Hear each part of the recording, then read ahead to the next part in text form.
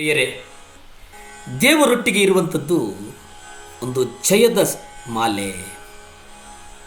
ದೇವರ ಚಿತ್ತವನ್ನು ಅರಿಯುವುದಕ್ಕಾಗಿ ನಾವು ದೇವರ ಪಾದದ ಬಳಿ ಕುಳಿತುಕೊಂಡು ದೇವರಿಗಾಗಿ ನಾವು ಮೊರೆ ಇಡಬೇಕು.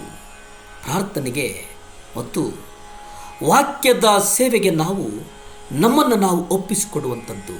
ಅಪೊಸ್ತಲ ಕೃತ್ಯಗಳು 6ನೇ ಅಧ್ಯಾಯ 4 ನಾವು ನೋಡುವುದಾದರೆ, ದೇವರ ರಾಜ್ಯದ ವಿಷಯವಾಗಿ ಮತ್ತು ನಮ್ಮ ಕರ್ತನಾದ ಯೇಸುವಿನ ಕುರಿತಾಗಿ ಯಾವುದೇ ಅಡೆತಡೆಗಳಿಲ್ಲದೆ ಬೋಧಿಸಲು ಸಾಧ್ಯವಾಗ್ತದೆ ಅನ್ನುವಂಥದ್ದನ್ನು ನಾವು ನೋಡುತ್ತೇವೆ. ಪ್ರಪಂಚದಲ್ಲಿ ಪವಿತ್ರಾತ್ಮನು ನಮ್ಮನ್ನು ನಡೆಸಬೇಕು. ಯೆಶಾಯ 30:21 ನೋಡಿ, ಅಲ್ಲಿ ಸತ್ಯವನ್ನು ಕೇಳಿಸಿಕೊಳ್ಳುವುದರ ಕುರಿತು ನಾವು ನೋಡ್ತೇವೆ. ಸತ್ಯ. ಹಾಗೆ ನೀವು 2 ತಿಮೋತಿ 4ನೇ ಅಧ್ಯಾಯವನ್ನು ನೋಡಿ, ಅಲ್ಲಿ ದೇವರು ಎಲ್ಲ ಸಮಯಗಳಲ್ಲಿ ವಾಕ್ಯವನ್ನು ಬೋಧಿಸುವುದಕ್ಕೆ ನೀವು ಸಿದ್ಧರಾಗುವುದರ ಕುರಿತಾಗಿ ದೇವರು ಮಾತನಾಡ್ತಾರೆ. ಯಾಕಂತಂದರೆ ದೇವರು ನಮ್ಮನ್ನು ಸಮೃದ್ಧಿಕರವಾದಂಥ ಸ್ಥಳಕ್ಕೆ ನಡೆಸ್ತಾರೆ. ಸಮೃದ್ಧಿಕರವಾದಂಥ ಸ್ಥಳ. ಕೀರ್ತನೆಗಳು 66:12 ನೀವು ನೋಡುವುದಾದರೆ, ಮನುಷ್ಯರು ನಮ್ಮ ತಲೆಗಳ ಮೇಲೆ ಸವಾರಿ ಮಾಡುವಂತೆ ಮಾಡಿದ್ದಿ.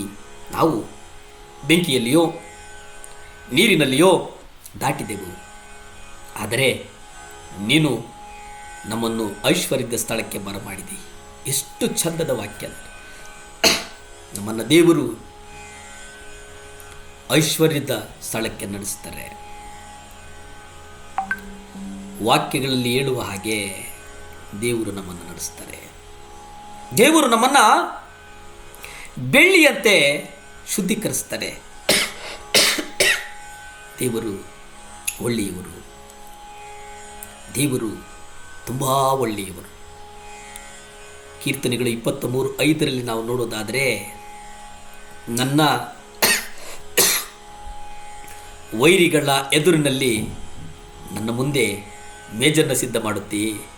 ನೀನು ನನ್ನ ತಲೆಯನ್ನು ಎಣ್ಣೆಯಿಂದ ಅಭಿಷೇಕಿಸುತ್ತಿ.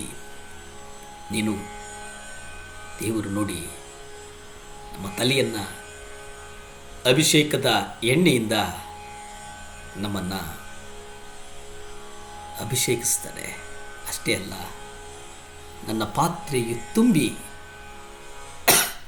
ಹೊರಸೂಸುತ್ತದೆ. ನಮ್ಮ ಪಾತ್ರೆ ತುಂಬಿ ಹೊರಸೂಸುತ್ತದೆ.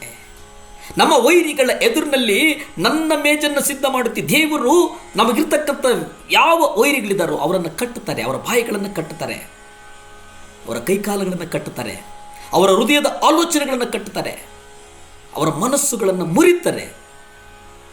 ದೇವರು ಇವತ್ತಿನ ವಾಗ್ದಾನ, ಭಯಪಡುವುದು ಬೇಡ.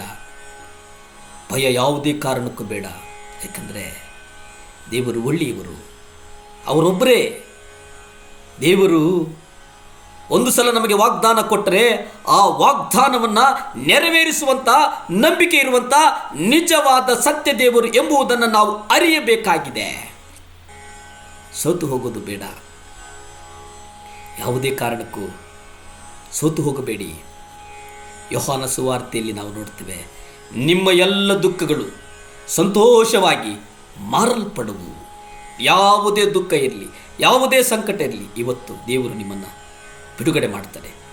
ಆ ನೋವಿನಿಂದ ಬಿಡುಗಡೆ ಮಾಡ್ತಾರೆ, ವ್ಯಾಧಿಯಿಂದ ಬಿಡುಗಡೆ ಮಾಡ್ತಾರೆ, ಸಾಲದಿಂದ ಬಿಡುಗಡೆ ಮಾಡ್ತಾರೆ. ದೇವರು ಇವತ್ತೊಂದು ನೂತನವಂತ ಬಾಗಿಲು ತೆರೀತಾರೆ. ಪ್ರಾರ್ಥನೆ ಮಾಡಿಕೊಳ್ಳೋಣ.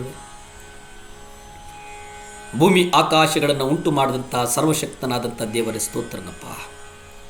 ದೇವಾ ಸಹಾಯ ಮಾಡಪ್ಪ, ರಾಜಾ ಸಹಾಯ ಮಾಡಪ್ಪ, ಎಲ್ ಶಡಾಯ್ ಸಹಾಯ ಮಾಡಪ್ಪ, ಎಬಿನೇಜರ್ ಸಹಾಯ ಮಾಡಪ್ಪ.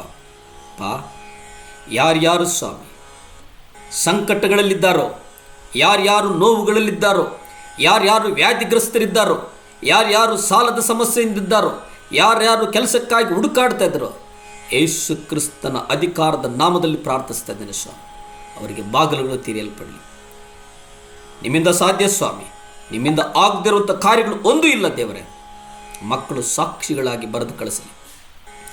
ಸಾಕ್ಷಿಗಳನ್ನು ಜಗತ್ತಿನ ಮೂಲೆ ಮೂಲೆಗೂ ಸಾರಲ್ಪಡಲಿ ದೇವರೇ. ಯಾಕಂದರೆ ನೀವು ಒಳ್ಳೆಯವರು, ಅದ್ಭುತವನ್ನು ಮಾಡುವಂಥವರು ದೇವರೇ. ಅಪ್ಪ, ನಿಮ್ಮ ಪ್ರಸನ್ನತೆಗಾಗಿ ಸ್ತೋತ್ರ, ನೀವು ನಿಂತಿರುವುದಕ್ಕಾಗಿ ಸ್ತೋತ್ರ. ಸ್ತುತಿ, ಘನ, ಮಾನ, ಮಹಿಮೆ ನಿಮ್ಮೊಬ್ಬರಿಗೆ ಸಲ್ಲಿ ತಂದೆ. ಆಮೇನ್, ಆಮೇನ್, ಆಮೇನ್. ದೇವರು ಒಳ್ಳೆಯವರು, ಒಳ್ಳೆಯದನ್ನೇ ಮಾಡ್ತಾರೆ. ನಮಸ್ಕಾರ.